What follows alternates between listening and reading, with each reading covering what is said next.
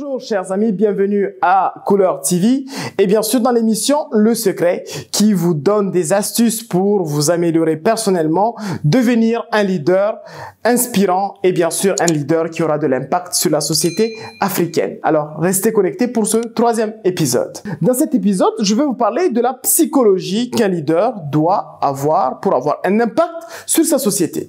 Les scientifiques ont décidé de faire une fois une expérience. Ils ont décidé d'interroger un ensemble de leaders pour voir quels sont les points communs qu'ils ont. Les résultats de cette étude ont révélé que tous les leaders mondiaux ont en général 6 points communs.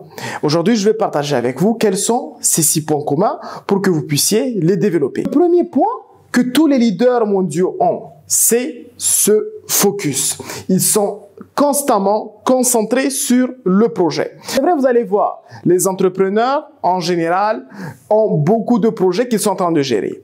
Mais ils ne les gèrent jamais en même temps. Ils ont commencé par un projet, ils l'ont mis sur pied, puis ils passent à un second, puis à un troisième, puis à un quatrième, et ainsi de suite. Mais jamais plusieurs projets à la fois. Pourquoi? Parce que tout simplement, on va perdre ce qu'on appelle le focus. Donc, ils commencent avec un et bien sûr, ils font ce qu'on appelle la répétition. Ça leur permet, en gros, d'avoir les meilleures pratiques qu'ils vont pouvoir extrapoler sur les prochains projets. Donc, règle numéro 1, gardez au maximum le focus sur ce que vous êtes en train de faire. Deuxième point, c'est avoir cette psychologie tout simplement du gagnant. Qu'est-ce qu'un gagnant? C'est quelqu'un qui n'abandonne jamais. C'est quelqu'un que lorsqu'il tombe, il va se relever. Il ne va pas rester là couché. C'est une personne qui, tout simplement, sait que dans la vie, on va pas toujours avoir les journées roses.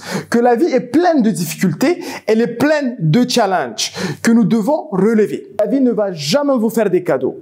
Mais c'est ce qui est très intéressant parce que c'est une bénédiction.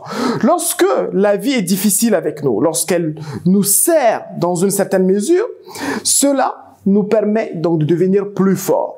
Vous n'avez jamais vu une personne qui part à la salle de musculation et qui veut développer ses muscles sans avoir des douleurs. C'est impossible. Vous devez toujours faire des efforts. Vous devez pousser plus, accepter cette douleur car c'est elle qui va vous forger au final. Donc le leader, il le sait dès le départ. Il est prêt à passer, il est prêt à entreprendre cette aventure, il est prêt à encaisser les coups et comme Dwayne The Rock Johnson le disait, un grand acteur, catcheur et entrepreneur américain, il disait qu'il faut toujours vous dire que votre dos est derrière un mur. My back against the wall. C'est-à-dire, je n'ai pas d'autre choix que d'avancer. Je ne peux pas faire marche arrière parce que derrière, il y a un mur. Je dois toujours progresser, devenir meilleur, accepter les challenges, les défis qui vont se présenter à moi et persister. Le troisième élément que tous les leaders ont en commun, c'est cette répétition. Vous ne pouvez pas progresser sans répéter. Michael Jordan le disait une fois dans une de ses interviews qu'il a raté plus de 1000 paniers dans sa vie. Pourtant, il en a marqué énormément. Mais il a quand même raté. Et il s'entraîne, il continue à s'entraîner parce que cette répétition, ce geste qu'il fait, à un certain moment, il va devenir pour lui quelque chose de naturel. Ça va devenir ce qu'on appelle une compétence inconsciente. Il va le faire inconsciemment. Donc, toujours rester dans cette répétition. Par exemple, je me trouve devant vous aujourd'hui, devant cette caméra, et je vous parle. Peut-être certains vont dire qu'il parle de façon très à l'aise et c'est simple pour lui. Mais détrompez-vous, j'ai passé par des journées de travail, des journées devant la caméra avec le trac, avec des répétitions, avec toujours des erreurs qu'il fallait corriger. Et au final, aujourd'hui, je peux me tenir devant vous et être très à l'aise devant la caméra. Donc, la répétition est un élément fondamental. N'ayez pas peur de répéter. D'ailleurs, même si vous pensez que vous maîtrisez la chose, toujours restez dans le travail, dans la répétition. Je vais vous raconter à ce niveau une petite anecdote. Une fois, je me suis rendu à l'hôpital et j'avais rencontré un chirurgien, un homme âgé qui était en train de coudre tout simplement. Cela a interpellé ma curiosité. J'étais venu le voir, je lui ai dit « Monsieur, vous êtes docteur, Pourquoi vous êtes en train de coudre? Il m'a dit tout simplement que je suis chirurgien. Mes mains doivent toujours travailler. Aujourd'hui, j'ai pas de patient. Et donc, pour ne pas faire en sorte que mon corps se déshabitue à être spontané dans la couture, j'ai décidé donc de coudre j'ai décidé donc de coudre des petites chaussettes pour mon petit-fils. Et cela m'a fait comprendre que même si vous êtes tout simplement à l'arrêt d'activité, n'abandonnez jamais cette répétition. Trouvez un moyen de vous entraîner. L'entraînement est fondamental. La répétition, c'est la clé de la réussite. Le prochain élément dont je veux vous parler, c'est l'apprentissage continu. Tous les leaders sont dans la quête perpétuelle de la connaissance. Nous sommes en effet dans un monde très dynamique, qui change énormément. Il y a beaucoup d'innovations, il y a beaucoup d'outils qui sortent chaque jour. Si vous voulez avoir un impact, vous voulez avoir de l'avance sur les autres, vous devez toujours apprendre de nouvelles choses, apprendre de nouvelles techniques, apprendre de nouvelles stratégies qui vont vous permettre tout simplement de vous différencier des autres. À ce niveau, une étude a montré que lorsque je lis ne serait-ce qu'un seul livre spécialisé, je deviens automatiquement plus performant ou bien plus compétent dans le domaine que 99% de la population mondiale. Réfléchissez-y encore une fois. En lisant un seul livre, je deviens plus compétent dans le domaine en question, plus que 90% de la population mondiale. C'est énorme. Alors, n'hésitez pas à apprendre. Toujours rester dans l'apprentissage continu.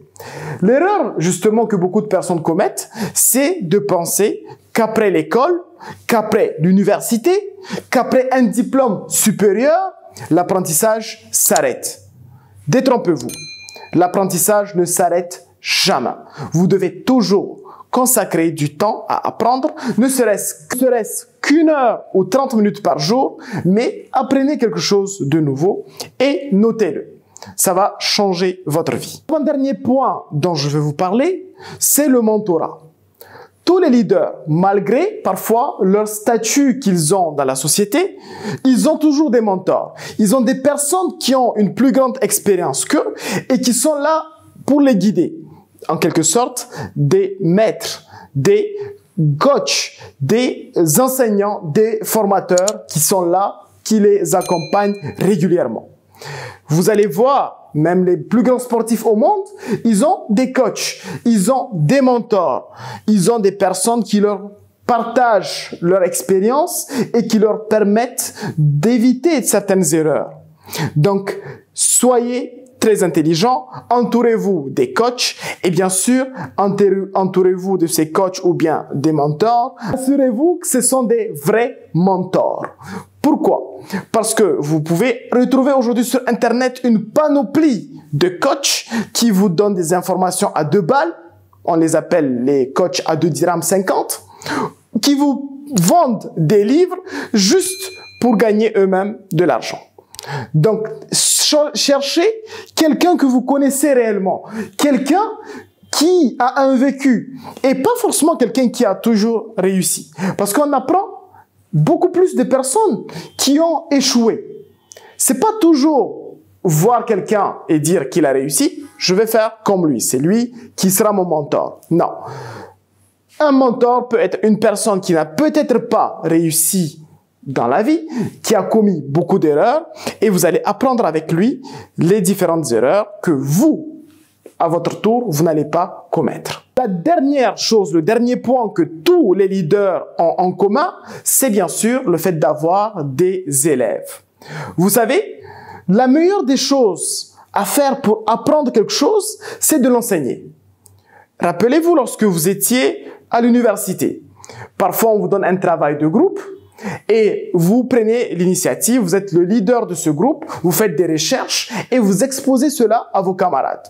Au final, le fait de chercher l'information et par la suite l'enseigner, cela crée un ancrage dans votre esprit. C'est-à-dire, vous allez retenir mieux cette information-là. Partager une connaissance a un gain double. Un, vous allez servir les autres, et d'ailleurs j'ai parlé de ça dans la première vidéo, et bien sûr vous allez vous souvenir davantage de l'information partagée. Alors, chers amis, dans cette vidéo, j'ai partagé avec vous les 6 habitudes des grands leaders. Dans la prochaine vidéo, nous allons parler d'un secret que peu de leaders partagent avec vous, mais que je vais partager avec vous. Alors, restez connectés sur Couleur TV, votre chaîne qui accompagne les jeunes leaders africains.